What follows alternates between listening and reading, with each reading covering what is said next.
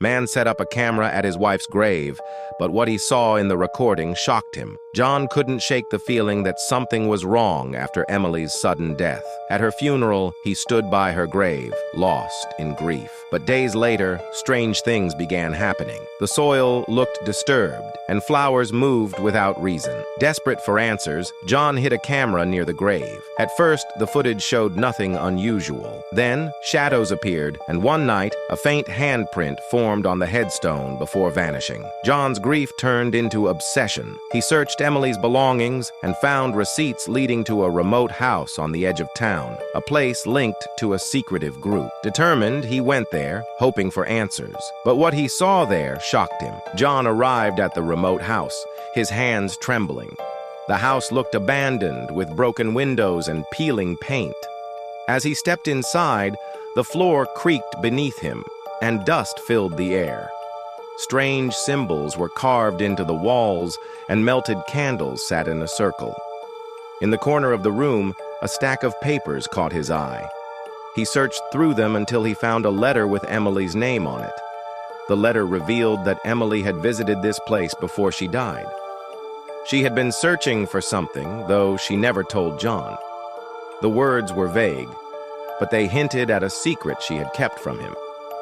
As John tried to make sense of it, he heard a faint shuffle behind him. He turned sharply and saw a shadow move near the doorway. A man stepped into the dim light, his face pale and filled with guilt. John recognized him. It was Michael, Emily's old friend from college. The realization sent a wave of confusion through him. Michael had been visiting Emily's grave every night.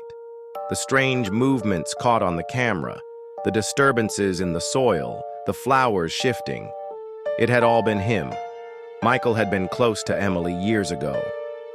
They had lost contact after she got married, but recently, she had reached out to him.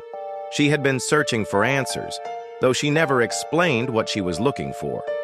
Before she died, she had come to this house, hoping to find something. Michael didn't know what she had discovered, but after her death, he couldn't let go. He kept returning to her grave, unable to move on. John felt a mix of emotions: anger, relief, and sadness. He had spent days searching for a supernatural explanation, believing something sinister had happened to Emily. In the end, there was no ghost, no cult, no hidden force. There was only grief, expressed in different ways. Michael had loved Emily in his own way, just as John had. His visits to the grave were not meant to scare anyone, but were his way of mourning. The mystery that had consumed John had an answer, but it was not the one he expected. There were no final revelations, no hidden truths, only the reality of loss and the unanswered questions that would never be solved. John walked away, realizing that some things are never meant to be fully understood.